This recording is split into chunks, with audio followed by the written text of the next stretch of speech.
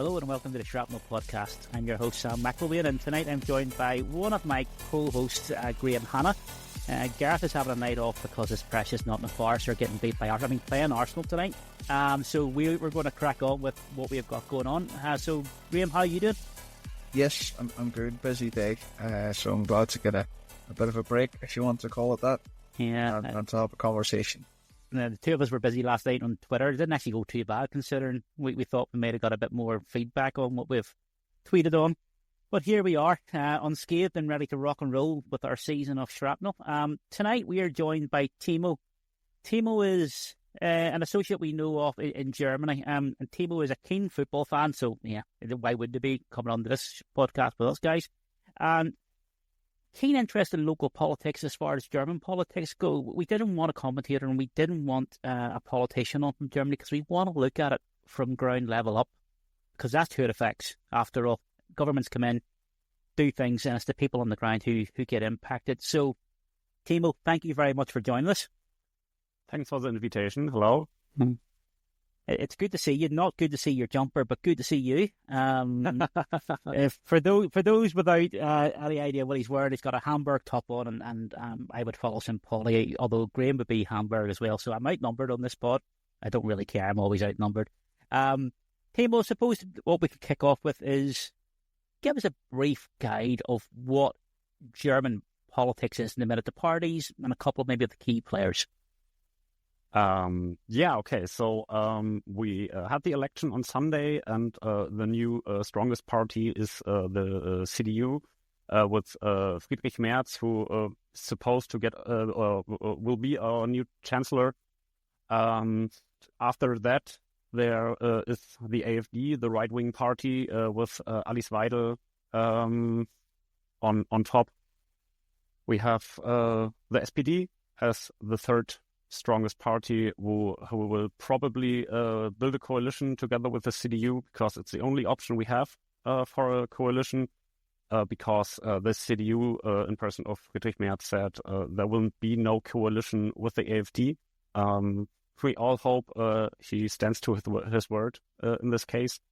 Then there is the Green Party with Robert Habeck, Annalena Baerbock, who had a really great campaign in the last elections, but in this year's election they are only the fourth strongest party.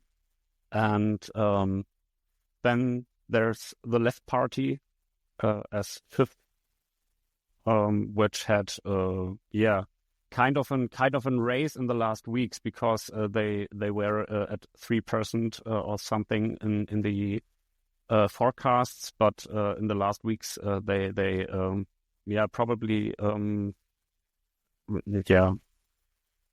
had some effect because of the developments in the politics in Germany. There have been some issues between the CDU and the AfD.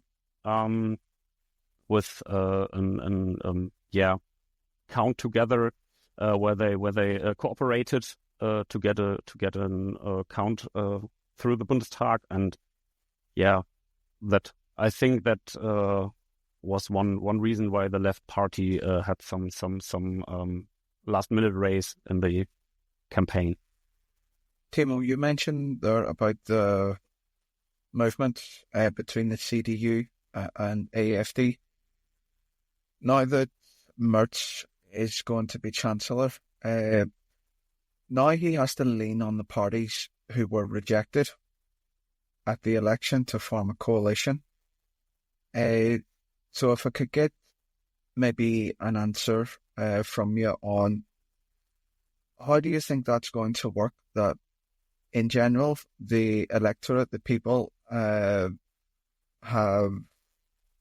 said no, or the SPD, the Social Democrats, have not got a great vote, and the Social Democrats being the party of the outgoing Olaf Scholz. How will that come across, that party has been rejected, but now they are required by Merz because of the firewall to keep out the AfD, and also given that Merz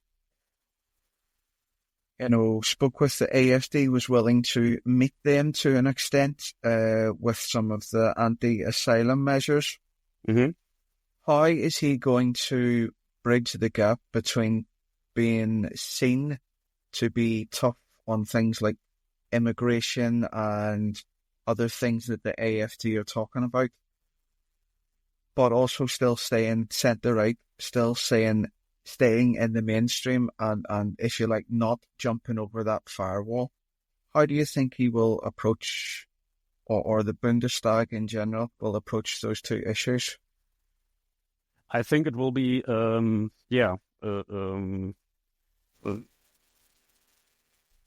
miss a word. It will be a big job for him to stay to his words for his voters and do compromises with the SPD to build a coalition. But I think both sides will have to make compromises to build the coalition.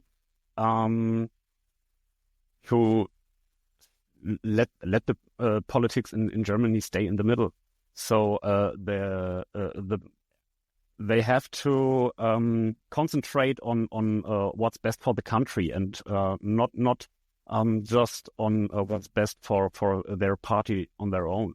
And I think Friedrich Merz on his own has to realize that the main topic he had in his campaign in the last weeks and months, the migration, he copied very, very much of it from the AfD to, I think, in the hope of getting some voters from them over back to him, because the CDU is the middle right party, if you want to say so, in Germany. So they are a conservative. And so I think with these steps to the right, he tried to, get some voters over from the AfD.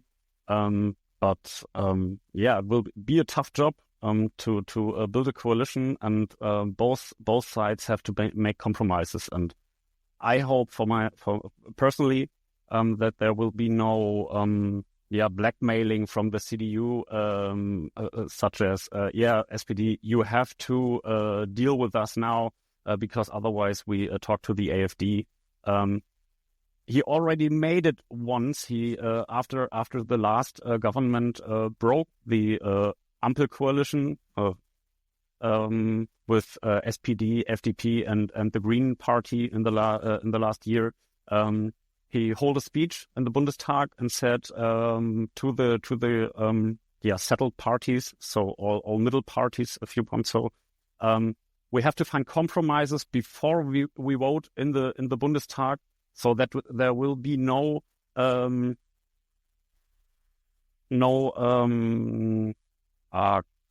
word. I'm sorry. Yeah. I'm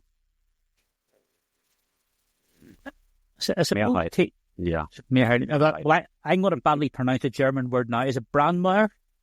The firewall? No.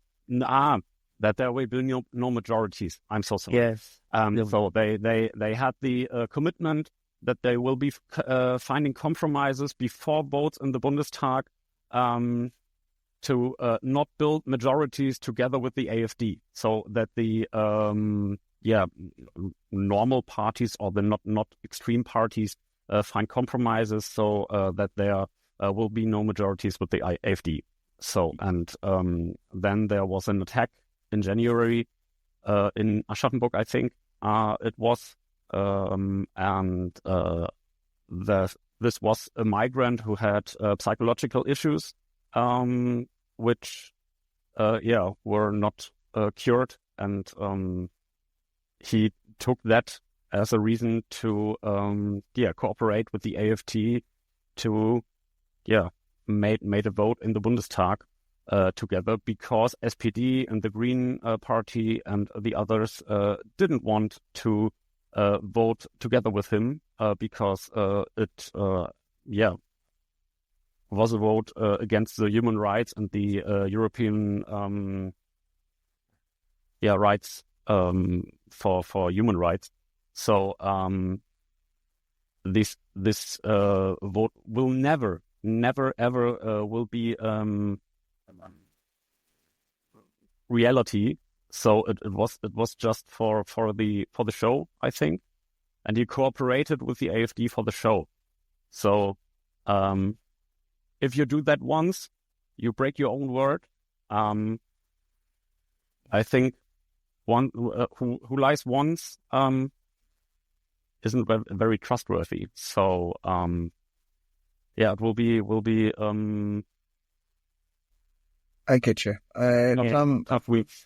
If I could just continue on that. So, Timo, obviously, as we say in the UK, the elephant in the room is the AfD party and their rise, onto the mainstream, to come in from the fringes, not to be seen as this extreme party. Now, I think they won enough votes for around 152 seats in the Bundestag, roughly 20%. So could you just give us a bit of general background in terms of, just from your own perspective, on the rise of the AfD, particularly in the former East Germany, which is effectively a stronghold for the party? Yeah, for sure. So the AfD was founded, I think, 15 or 16 years ago as a party which was critical against the euro. So that was the main character of the party when they were founded, and they very soon got very extreme to the right. So it was something. Like a black hole for everyone who felt lost in the other parties on the right hand side. So they soon got very extreme. Middle members got drawn out by the right wings, and the main reason, I think, why they are so successful in the last years is we had some crisis in the world, and they seem to have easy answers for complex themes. So they always build up something like a boogeyman for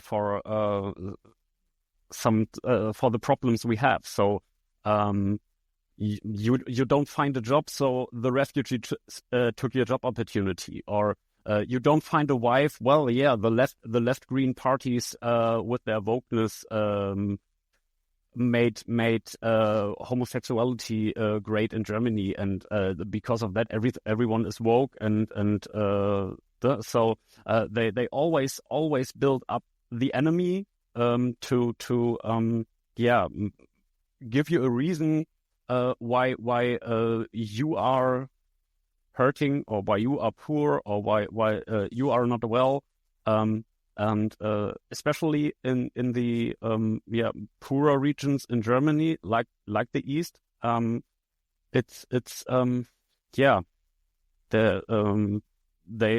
are more affectable for those easy answers for their problems, which is totally idiotically to be true, because to take the refugee theme, which is one of the main themes, the migration is the main topic of the AfD, and the eastern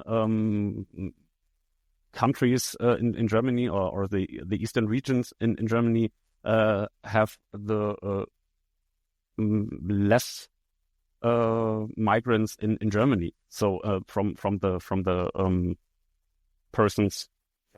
Suppose, Timo, we're hanging with words to get to the had a rough day today, and my brain is a little bit. Don't worry. What I was going to say is the east of the country hasn't really caught up with the west of the country financially, economically, and where you find poorer people, where you find the working class or the lower working class, the manipulation starts early, and they come in with, as you say, the bogeyman.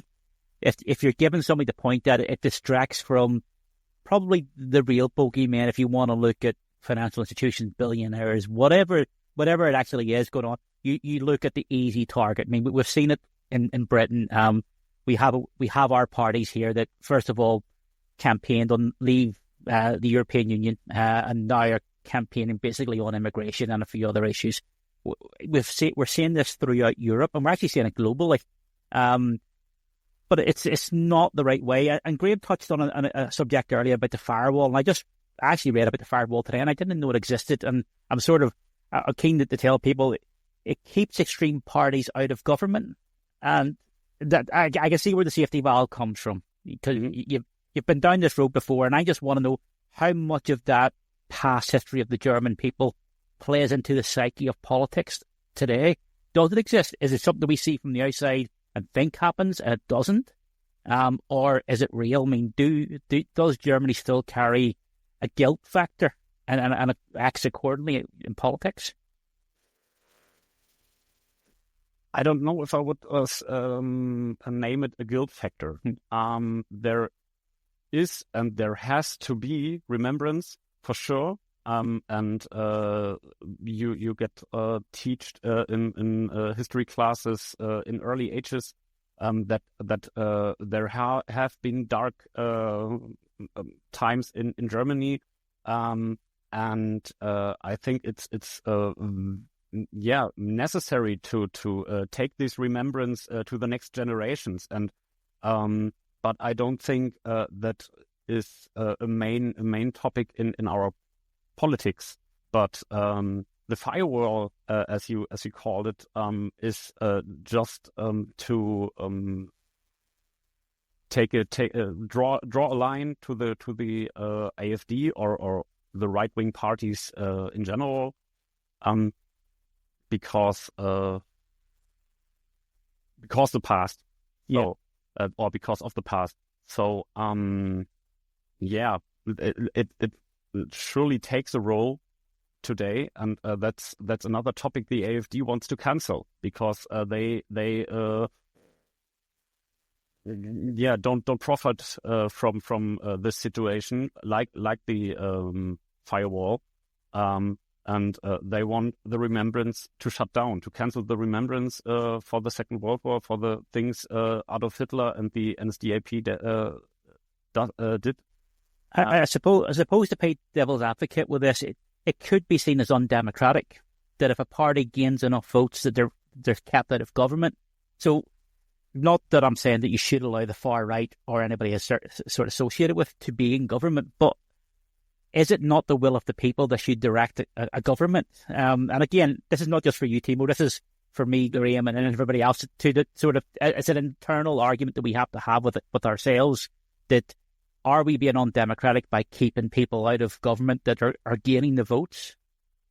That's a question that is asked often in the last times, and it's totally fine to ask this question, but you can turn it around.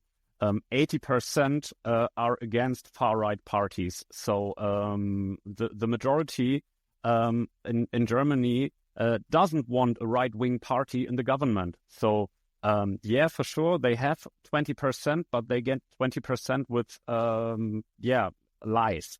So to be truth be told, because their campaign is totally built up in telling lies. They always come around like, we are the party for the people. We are the party for the small ones. We fight the rich with you. And when you take a look in their election programs, they are the party of the rich. If everything they want to bring into the Bundestag comes true, the upper 10,000 will profit the most of it. So, and I think that's the main problem. Nearly nobody of their voters have ever read their programs, and they just get their information from Telegram, from TikTok, from YouTube, and it's a totally normal comment under any art of post in the social medias against the AfD, there's always coming a troll army who says, yeah, you have to inform yourself, and you have to read Telegram, and don't trust the big medias, and don't trust the TV shows because they lie to you. But instead, it's the AfD who is lying every day to them and telling them, yeah, we are here for you. But in the moment they get to the top, they won't do anything for those, especially in the poorer regions who voted for them. And I think that's the most important thing, that you get them together again, and that you don't leave them hanging, because for sure they voted a right-wing party, and I think many of them really voted them because it is a right-wing party. They have these fascist thinkings, and they are lost. I'm sorry, but those of them who don't 100% stand with them, because maybe they believe they will rescue them or rescue Germany, but they have to understand that won't happen. Timo, after the Christian Democrats moved toward the AfD, with the voting measures around Europe, certainly here in the UK, we saw the large-scale protests that broke out in various cities all over Germany. I thought that was quite striking, that people of different opinions and backgrounds and political parties came together to make a point. But I'm listening with interest while you're talking, and we often say, and it is true, history repeats itself in different ways. We've got things like Europe in general, the UK, Germany. There's recession going on. Germany was once an industrial powerhouse. Maybe not. It's not to the same extent now. Factories are closing, which years ago, would not have happened in Germany. There are things like that, economic issues, societal issues, and then when we've got the immigration issue on top, and also Islamist attacks, and there have been various incidents. You could almost say that's a perfect storm for a party like the AfD, to stand up and say, look, we are the alternative. They say, as their name suggests, they say they are the alternative for Deutschland. It's easy to say you have the answers when you're on the outside, without having to deal with all of the complex issues. But I'm just curious, in general, and I'm just being hypothetical, if the immigration crisis was to disappear tomorrow, if there were no migrants in Germany,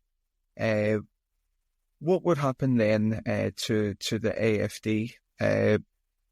Do you think, or is there a feeling that they are just capitalizing on these issues? There's populist policies and interference from Elon Musk and social media. Is that combining with the far-right neo-Nazi element? Are they just overall taking advantage of the current situation? Or would they have some other message if their main bogeyman, if the immigration problem, if that was sorted tomorrow? Obviously it's not going to be, but would they still have a purpose, or do you feel this is just their moment because of world events? No, they won't go away if the migrants go away, because you see it in the last years. It's not only the migration. The migration is the top topic for them, but they have profits from the situation, like the war in the Ukraine as well, the energy crisis we had, the boogeymen were not the migrants; it was the Green Party. Robert Habeck, the minister. We had an energy crisis in Germany, like in Europe as well, because the governments in the past made us completely abhängig. So the Russian gas was totally necessary for our energy systems in Germany. So and then the war in the Ukraine came, and we didn't take Russian gas, and then there was a delta, so that had to be filled in. And now we are on the energy level, not one-on-one, but we're getting near to it, that the energy prices slow down or go down. And but on this example, you can see every crisis is an advantage for the AfD to bullshit around over a new topic. So I think they won't go away, because if you deport every migrant in the next year, we will be completely fucked. Our complete health sector will break down. Go in a German hospital. More than 50% have a migrant background. If you back them out of the country, who will cure your medical issues? So there will be the next crisis, and the AfD will say, but now the argument is what you've just said there. If you take Germany out of what you've just said and place that with Northern Ireland, England, Scotland, it's the exact same. Yeah. Sam, I think exactly as you have said there, and it's interesting. Normally when I'm with Timo and the guys in the pub in Hamburg, we talk about a lot of things, but it's just interesting listening to that answer from Timo, that, as you said, he could have been talking about the UK. He could have been talking about elsewhere in Europe. We know that our NHS is reliant on foreign workers. It would stop tomorrow without them. Things like an ageing population, in general, and what Timo said there about I think it was Angela Merkel, previously had made arrangements with Putin and Russia for oil. That was felt with us as well here in the UK. So we're definitely getting overlapping themes. Although we're talking about the AfD in Germany, and obviously with Germany's history, it's almost like a special case. But with our own election, the UK general election, effectively the middle collapsed. The middle isn't really standing. We have an incarnation of a Labour Party which isn't friendly to working people. Starmer is doing, in my opinion, half a job. Is he building support? I don't know. Is he effective? I don't think so. The Conservatives aren't ready. They're not the opposition. So, Timo, in the UK, we have the Reform Party led by Nigel Farage. So, like you said, those parties, on the right and the parties on the fringes, they play in these things like, I don't know, migrants, the NHS, how poor people are. But in some ways, they're not getting to the actual problem. So it's just interesting, Sam, how there's that overlap, and Timo who's just cut through a lot of basically geopolitics and how history does repeat itself, and how things happen, to put it very basically. Mark Twain said history doesn't repeat, it often rhymes. And it is, you get the tinges of the past coming through. And when Timo was talking, all I could think of was the phrase, never waste a crisis. You know, when you're in opposition and there's a crisis of any description, you don't waste it. You get in there, you make it about the bogeyman, whoever that is at that point. Yeah. Whatever personality, whatever party, whatever policy, you hammer it with that crisis. And I'm sitting here, and as I said, you be talking about most countries in the developed West at the moment. And I suppose we're all sort of covered by certain things, and one of those things would probably be the likes of Elon Musk, those large billionaires with a reach further than any man should have into other countries' political systems.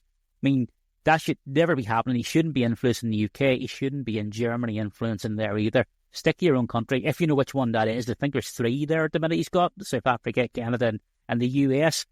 But I laughed at it, and it's not funny, but it was more an ironic laugh when I seen the Swazi car billboards going up, and the sort of 0 to 1939 in 3 seconds. And I was like, at least we're getting it. At least we're starting to see the influence of these people. Now, to take a positive from your election, I mean, 82.5% turnout is something that we would give a limb for in this country. 82.5% is, I don't know, have we ever seen 82.5% in a sort of local election? Yeah, it's to be admired, but I think that's because it was such a divisive election. I think people knew they had to get out.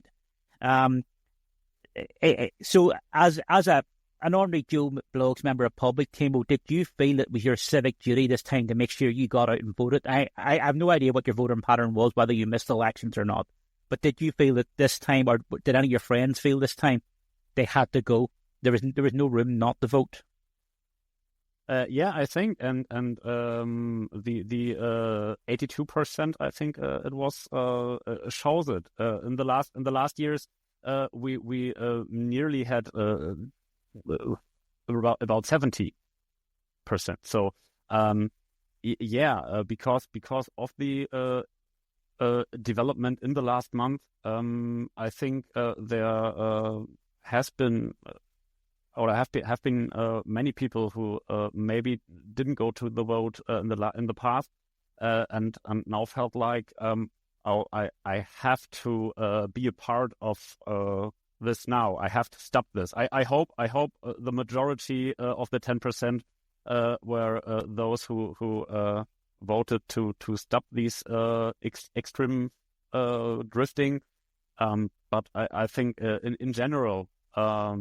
If you take the right, if you take the middle, if you take the left, everyone I think was like, okay, this vote is this election is another one as those in the past, and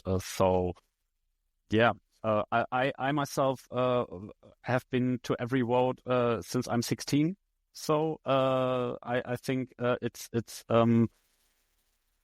a privilege to have the chance to vote, and I think everyone should use this privilege.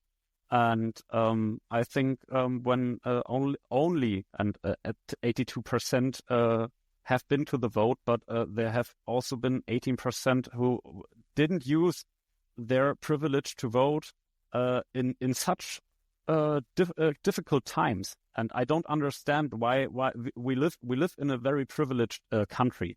Even if we have crisis, even if we have a drift to the extremes, Germany is privileged. I like to live in Germany, and I'm having a good life in Germany, and I think most of us do. Even those who don't have as much as many others, even those who live in poorer regions, we have a really good health system in Germany. We have a good social system. Nobody, just falls to the ground if he has some issues in his life. If you lose your job, you get Bürgergeld, it's called. You will never stand there and have to lose your home or something like that. Yeah. And all that all of that is something the AfD wants to cancel. So they want to cancel the Bürgergeld. So that's so nasty. That is so bad. So what you're saying to me is the people who are voting AfD are also voting to get rid of the benefits that they depend on in the poorer parts of the country, right? Yeah. That's so idiotically, because it's statistically shown that the AfD has the most votes in poorer regions. So, the majority of their voters is cutting their own legs. Yeah. And just for context, before we move on, the Brexit vote that we had back many generations ago, it feels like now, the turnout was 72%. So for a vote of that seismic size in the UK, whether to leave the EU or not, garnered 72% of the vote. The German general election, 82.5% turnout. It just shows it how motivated people were for that and how apathetic we are. And just on that as well, I'm fortunate enough to have visited Germany, several times. I've a few good friends over there. I'm interested in the German football scene.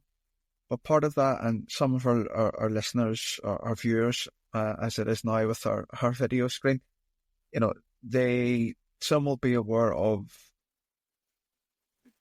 partly to do with the past, and from what I gather, my impression that it is an element of the past, but there is a sense of social responsibility in Germany that does not exist here in the UK, where I would say there's more individualism. There's a social responsibility as well, and that's very apparent on the football terraces.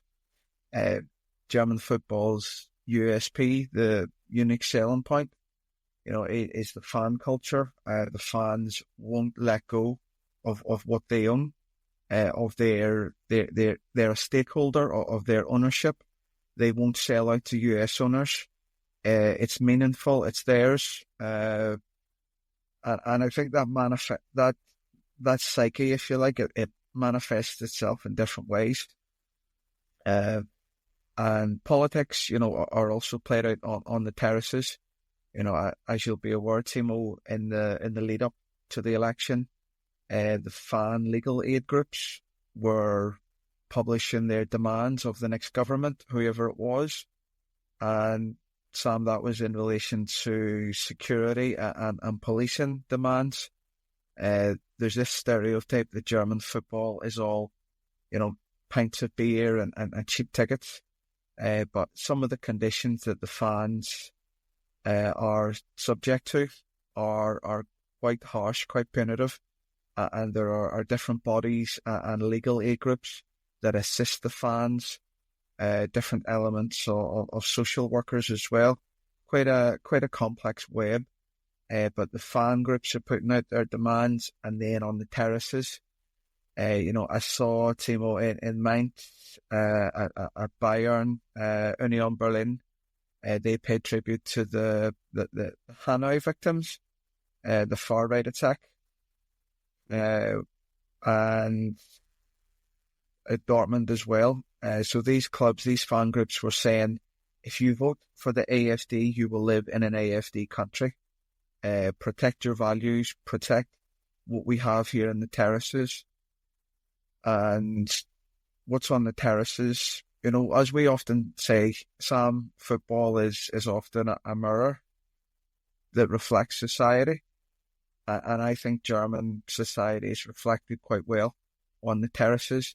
And there are elements of far-right organisations in the terraces. Although I mentioned Dortmund there in the past, there have been issues in Dortmund's fan scene between competing political identities and some, nasty people as well. So it's a very interesting tangled web that we have there, and that plays out in Germany. Yeah. So the politics for sure has a role on the terraces. I think in the modern times, like now, it's mostly more on the left side than on the right side. You have no big ultra group, no big supporters group, which is on the right side. In the clubs in the first two leagues, like Hamburg, Dortmund, Bayern, Kaiserslautern. They are all more on the left side of the politics. But even there, the eastern clubs like Chemnitz, like Dresden, Lokomotive Leipzig, they are far right. So even there, you can see where the club is settled. You have and how the region where the club is settled votes. There you have the groups on the terraces. So and yes, just on that, Timo, if I could ask you, and that's something that I'm aware of, that far right politics and on the terraces is more prevalent, and maybe clubs in the east, maybe the 3 Liga and down the 3rd division. I've also noticed some of the clubs, they do still fly the flag of the DDR. And how, well, obviously it's not, it's not your perspective, but in terms of, would it be some fan scenes that are still carrying the flag of the former East Germany, yet they're also far right? Is that more of an identity thing? Obviously, it's two competing ideologies, but what would you say to that? Or is that just an identity thing to still fly the flag of East Germany? Yeah, I think most of it is. It's mostly the identity of the past. But I cannot say for sure if there is part of the groups who really want those times back. So I cannot say really. No, that's fine, mate. It's just something I wanted to run. Yeah, past I think there's a lot of pride for their home. For their region, even in the football clubs, for sure. I think everyone who is into football feels this bond to your city, to the region where you live, and I think that is the main reason why even these flags still take place in the terrace. I mean, but that's totally my personal opinion. I don't know if that's of any value. No, I mean, I'm laughing internally at it that the DDR flag, a socialist country flag, is flying above a far right supporting team. It's just the mental gymnastics that sometimes you have to go through. But yeah, I suppose, Timo, the other question I'd like to ask, just to try and see if there's any other commonality between us. I mean, church attendances in Germany, are they down? I know church attendances in the UK are down. A lot of the local churches are struggling to get a congregation. But usually the likes of these right-sided parties will say that this is a Christian country and we're bringing Islam into it. But can you claim to be a Christian country if we're not attending church? Is the sort of argument. I'm not saying that the message isn't correct for them, that they can do what they wish, but it's just that it's hard to claim that you're a Christian country whenever the number of churchgoers are down. So is Germany the same? Is the church attendances down in Germany, or are they, I don't know, holding or upwards? It's definitely something those conservatives claim that Germany is a Christian country, and we have Christian values. And I think most of our values have their ground in Christian values for sure. But I personally, I don't go to church. I have went to church my last time. I think I was maybe 15, 16. I don't know. Have I been to a marriage in a church? I don't think so. So and I don't have many friends who attend the church as well. So well, you probably could claim that the Volkspark Stadion is your church. Yeah, for sure, for sure. yeah. I know. I pray to the football god quite often because maybe sometimes I will be hurt and we will promote to the first league anyhow. You can come up and join St. Pauli up in the. Yeah. Nah. Let's quit this topic. Yeah. So, no, I want to leave this podcast as a friend. Yeah, we'll always be friends. You too. Yeah. Listen, Timo, to be honest, to me, we should have our football rivalries. It's good. It's good for the passion. It's good for the blood. But behind it all, we are football fans. Of course. Yeah. Of course. Yeah. And this year, as Graeme knows, I've been travelling around the Irish League grounds, standing in the home end of the teams.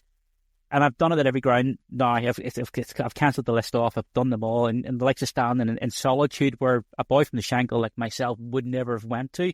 And the stand in the home end. Because for years, if you're a Linfield or Glentoran fan, or a Linfield fan especially, Cliftonville played their home games against Linfield at Linfield's ground because Linfield fans weren't allowed to travel to that ground.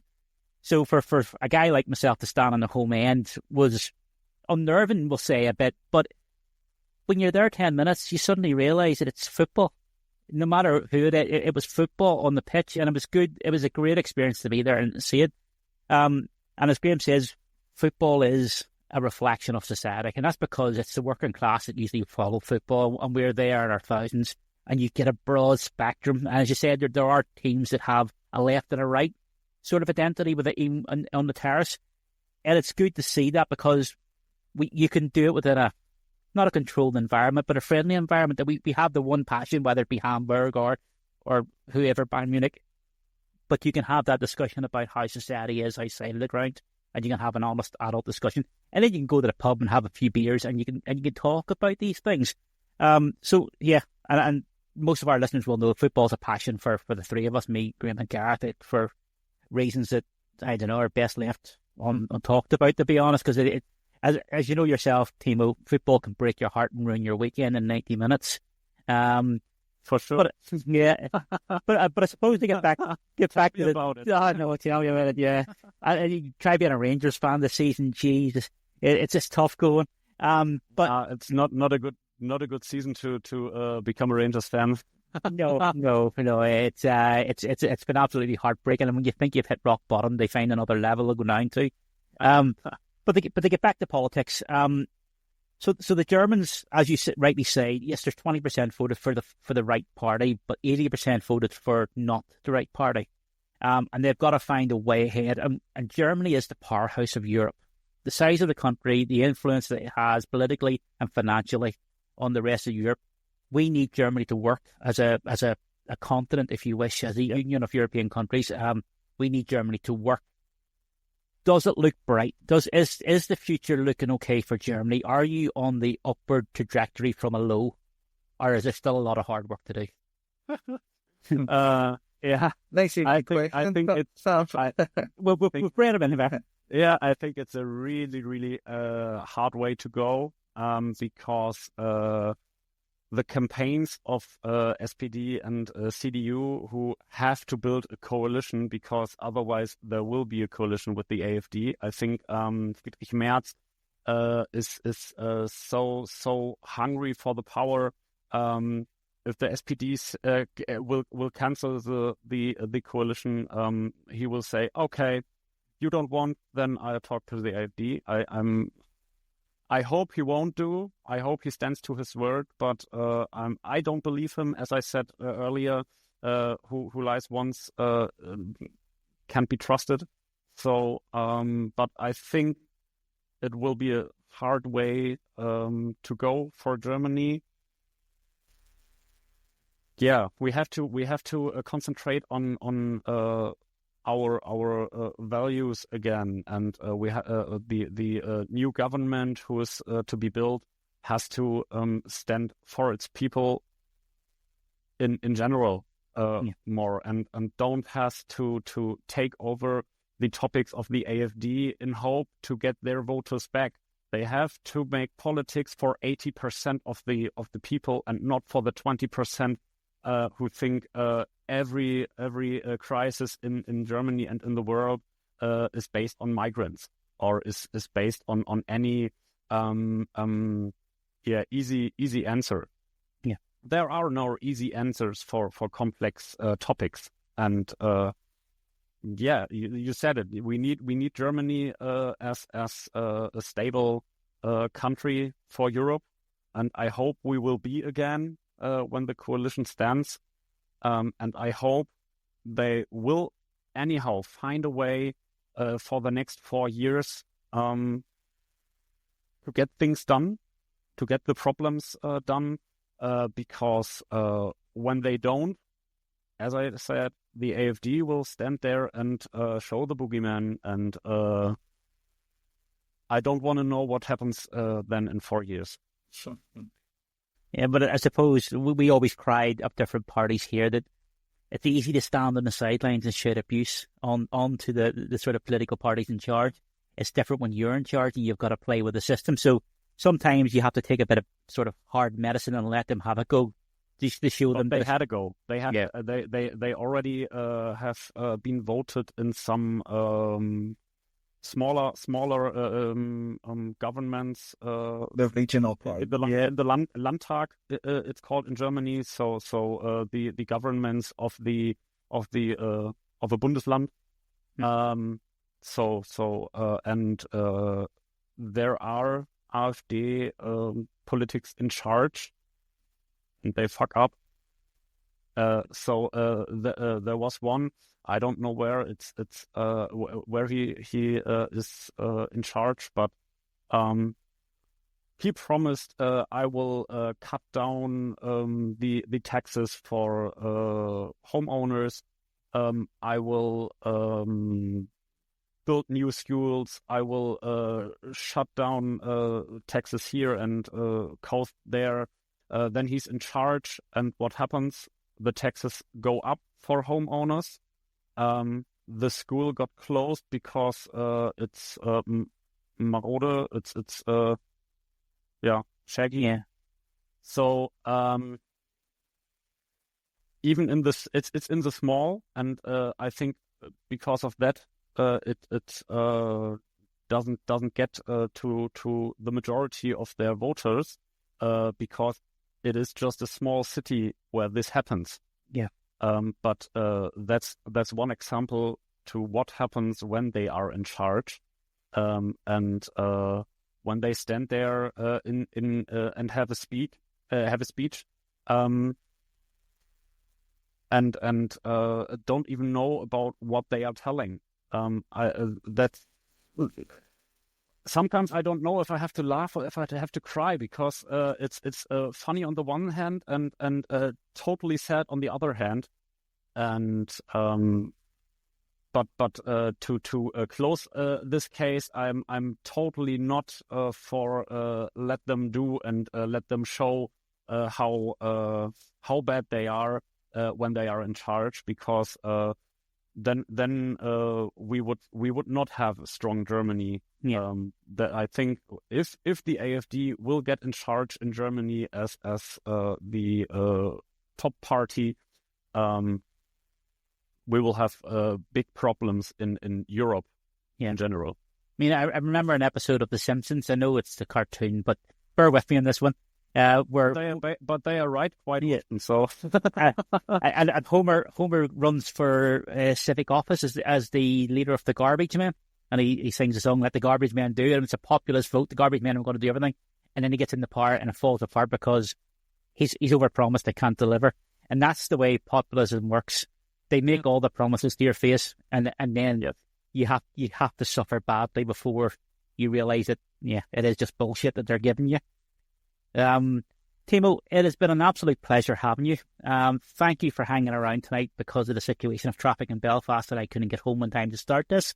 No problem. We'll get you back on again at some point to talk about what's it like to have a public transport system that actually works.